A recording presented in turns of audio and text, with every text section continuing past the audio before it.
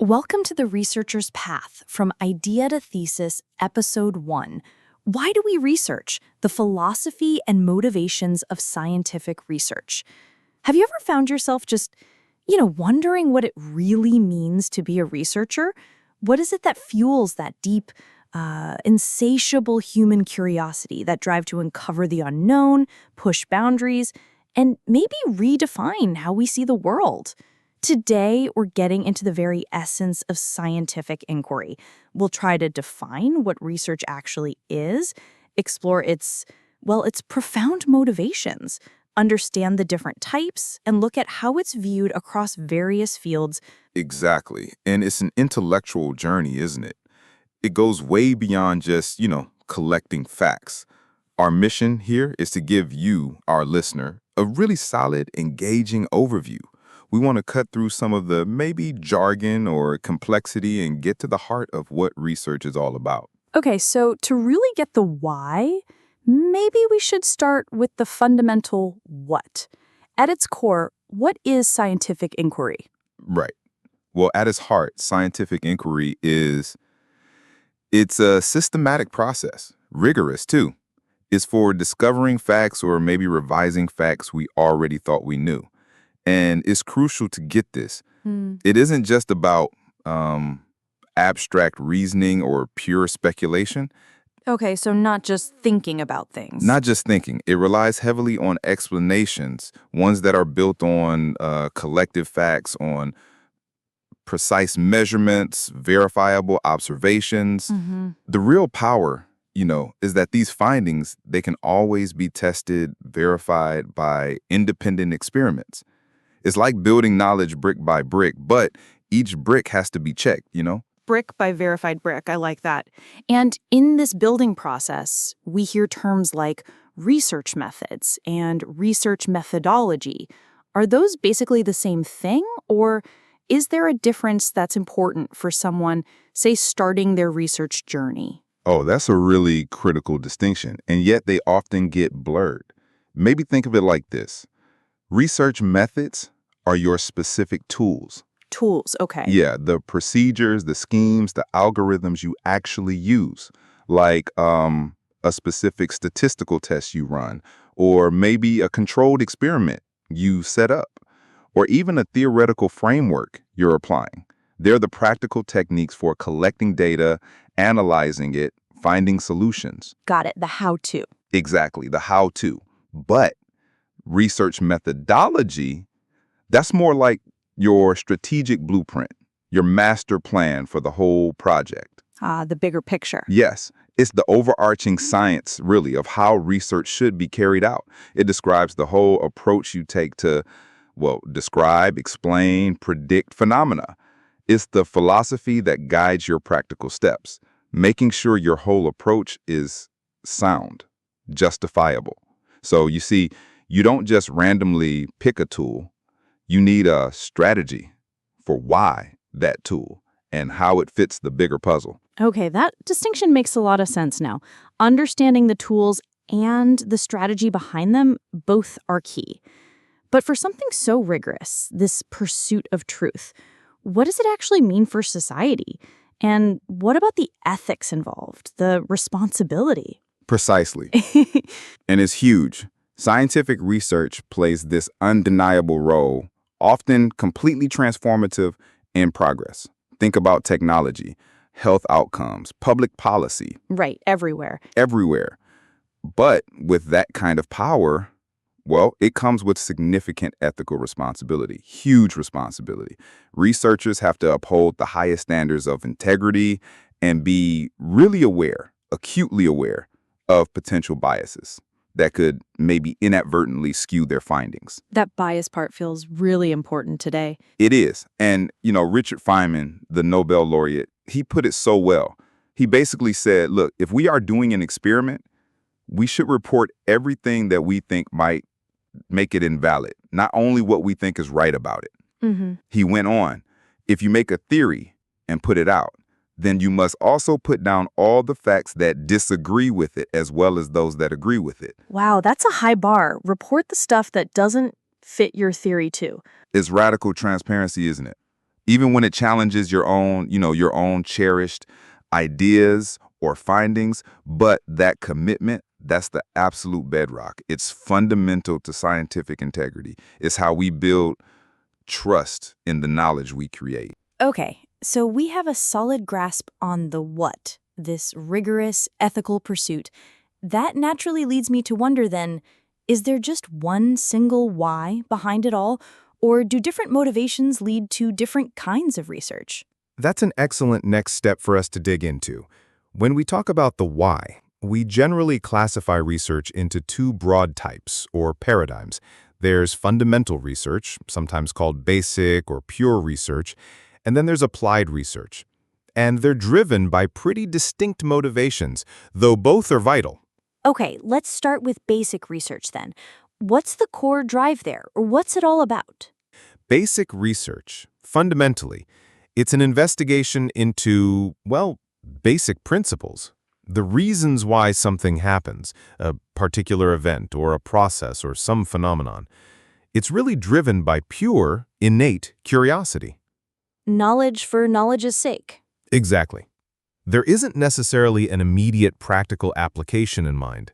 This kind of research, it might not lead to a new gadget tomorrow or solve an immediate pressing problem right now, but, and this is key, it is fundamentally original. It gives us systematic, really deep insight into a problem. It's constantly building new frontiers of knowledge, pushing the boundaries outward. Can you give an example? Sure, think about physicists asking really basic questions, like, why are materials like that? What actually are they? Or investigating something like, how does a crystal melt? Or even something that sounds simple, like, why do we hear sound when water boils? Right, things you might just wonder about. Exactly. These aren't questions with an obvious, immediate commercial payoff, but the answers, they expand our fundamental understanding of how the universe works. Even something like taking an existing theory and modifying it, tweaking it, to apply more generally, that's also basic research. It extends the reach of our understanding. Okay, so that's basic research driven by curiosity, expanding the frontier. How does applied research fit into this picture then? Is it just about practical solutions? Applied research, in contrast, is very much focused on solving specific practical problems, and it does this by using theories and principles that are already well-known, already accepted. So using what we already know from basic research, perhaps? Often, yes. This research has immediate application. It's meant to be of direct practical use for current activities or challenges we're facing. Think about research aimed at making a machine more efficient, or boosting the output, the gain factor in making some material, or developing new ways to control pollution, or maybe the most famous example, preparing a vaccine for a disease. These are all classic applied research problems. The motivation is direct utility, usefulness now. Okay, here's where it gets really interesting for me, though. It sounds like two very distinct paths, basic versus applied. Do they just exist separately in their own lanes, or is there like a deeper connection between them? Oh, not at all separate. That's a key point. There's a profound, really dynamic symbiosis between basic and applied research. They're not isolated. Symbiosis. How so? Well, think of it like a continuous spectrum. They exist along a spectrum, and crucially, they feed each other in powerful ways, often ways you can't predict. The outcomes from basic research, that knowledge for its own sake we talked about, that often forms the absolute foundation for countless applied research breakthroughs later on. Ah, okay, so basic research lays the groundwork. It really does. Then applied researchers take those fundamental insights, those new frontiers that basic research opened up, and they explore the utility. They translate that pure understanding into practical solutions. Honestly, without basic research constantly pushing the boundaries of what we even know is possible, applied research would eventually just run out of steam. It would exhaust its wellspring of innovation. Can you think of a big example of that interplay? Absolutely. Consider quantum mechanics. Initially, it was purely theoretical. just physicists trying to understand the fundamental nature of matter and energy at the smallest scales. Pure, basic research. Right, very abstract stuff. Totally abstract at the time. But decades later, that fundamental understanding became the bedrock for things like lasers, microchips, MRI scanners. Yeah. Technologies that have totally reshaped our world. That's the power of their interplay. That really clarifies the relationship beautifully. Okay, so if that's the nature of research, the what and the different whys, what truly drives the people doing it? What motivates individuals, and maybe institutions too, to pursue this often for years, maybe decades, despite all the challenges? That's the human element, isn't it? On a personal level, the motivations are often deeply rooted in just human nature. There's that sheer curiosity, that need to find out unknown facts about something, that innate desire to discover new things. And for many, there's a genuine passion for problem solving, tackling a tricky puzzle. Curiosity and problem solving, okay. Definitely. But beyond that, many researchers are also profoundly driven by a desire to serve society, to tackle social problems, improve lives. Others seek intellectual fulfillment, just the sheer joy of understanding something deeply. And yes, the respect of their peers, recognition in their field, those play a role too. Is there a sense of excitement in that discovery? Oh, absolutely. Prof. KPN Murthy, an academic, described it beautifully. He said essentially that research isn't just about the final discovery, like finding a new paradise. It's also about the struggle you go through to get that insight, to grasp a nuance, and the ecstasy, he called it, that you feel when you finally understand. He said this makes the research an enterprise of joy. It is that makes a research an entertainment. Wow, entertainment. That's a strong word for it. It is, isn't it? And similarly, Professor Vivekananda emphasized that motivation and innate interest are crucial for success. He even added that, for some, it's genuinely a hobby, a profound intellectual hobby. That paints a powerful picture of personal drive. But stepping back from the individual, what about the bigger picture? What moves institutions, societies, governments to pour resources into discovery? Right, the institutional and societal drivers. Well, funding is obviously a big one. Mechanisms like fellowships, grants from government agencies, science councils, departments of science and technology, atomic energy commissions, and so on, they provide the fuel. And that investment isn't just for fun, I assume. Rarely just for fun, no. It usually implies a strong national interest, the pursuit of economic growth, for example, or tackling grand societal challenges. Think climate change, pandemics, energy security. Institutions themselves, like universities, are also driven by a desire for academic prestige. Reputation matters. And that connects back to the individual researcher too. It does. For researchers, achieving that respectability, advancing their careers through publishing important work, getting tenure, these are powerful incentives, and they align pretty well with those broader institutional goals of prestige and impact. There's an insightful analogy from Professor Rajesh Kasturi-Rangan. He said, even if you work in business, a mind trained for research often does better. He compared it to the hare and the tortoise story. The research-trained mind is the tortoise. The climb might be slow, steady, but eventually you often win the race. The tortoise, slow and steady, wins the race. I like that. It highlights the long-term value. Exactly. It's about cultivating a mindset that pays off over time in many different areas, not just academia. That analogy perfectly captures that sense of persistence needed. But as you hinted, this journey, it's not always a smooth climb, is it? Mm-mm. What are some of the inevitable trials, the roadblocks, and what kind of mindset does it really take to push through those challenges? You're absolutely right. The path of research is rarely, if ever, a straight line. Challenges are everywhere, and they can be really formidable. You face methodological hurdles, right? Your experiments just don't work like you planned, or the data's messy. Yeah, the frustration must be immense sometimes. It can be.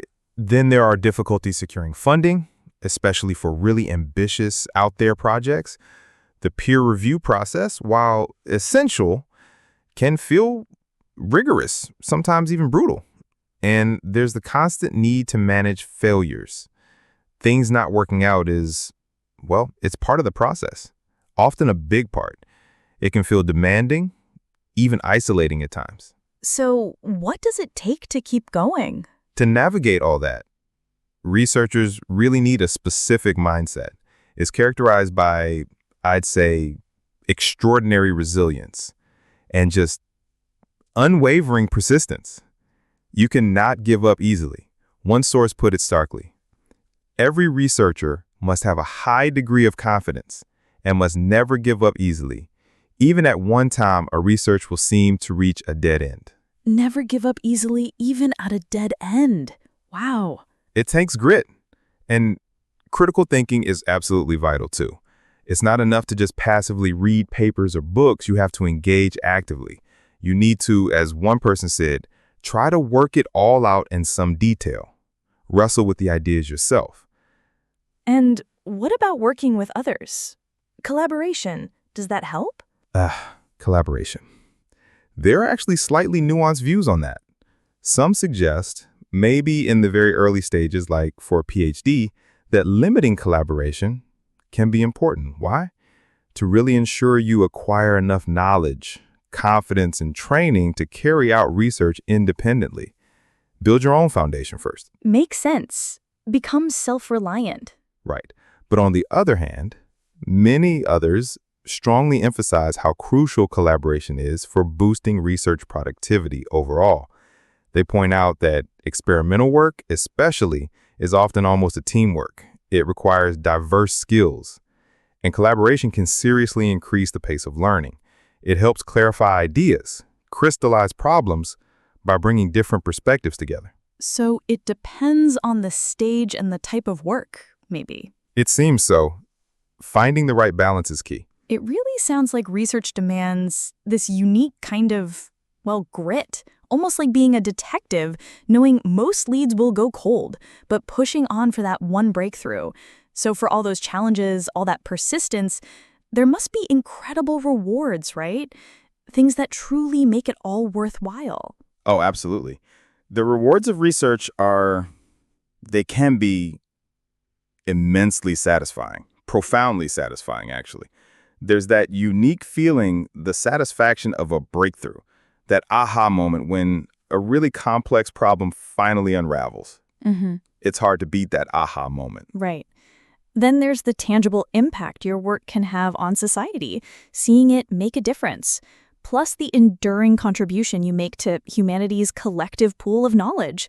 You've added a piece to the puzzle. Remember Prof. Murthy's description of the ecstasy, that feeling of getting an insight, grasping a nuance? That captures the personal reward so well. It really does. I mean, just try to imagine for a second the sheer elation Einstein must have felt when he figured out special relativity, or Feynman when he developed quantum electrodynamics, or Raman when he discovered the Raman effect. Those spectral lines. Yeah. Finding something totally new. Exactly. That feeling of truly understanding something new, something nobody else has quite grasped before in the same way, it's powerful. And, I mean, for anyone just starting out, feeling maybe a bit daunted, Professor Sudeshna Sinha offers this really encouraging perspective. She basically says, look, whether you get a novel result tomorrow is a matter of luck. But in a career spanning several decades, if you work steadily and think deeply, it is almost assured that at some point you will get a good idea which will lead to a novel result. That's really reassuring. It's about the long game. Steady, deep work pays off eventually. It's a testament to sustained effort. Absolutely. Consistent, deep engagement with your subject. So, wrapping up today in this first episode of The Researcher's Path, we've explored how scientific research is this systematic, rigorous human endeavor. It's driven by this powerful mix of deep curiosity and a real desire to solve problems, to understand. We've seen how it splits into basic and applied forms, distinct yet deeply connected, feeding each other. And we've touched on the immense perseverance, the resilience, the critical thinking it demands, despite all the hurdles. It's clearly a journey filled with trials, tough times, but also potentially unparalleled rewards that can genuinely reshape our world. And understanding these foundations, these philosophies and motivations, it really is crucial as you embark on your own path as a researcher. It helps you navigate the landscape, sure, but also I think appreciate the profound, maybe even lasting impact your own work could have on knowledge and on society. Absolutely. And maybe we can end with a thought from Hudson Maxim. He once said, "All progress is born of inquiry. Doubt is often better than overconfidence, for it leads to inquiry, and inquiry leads to invention."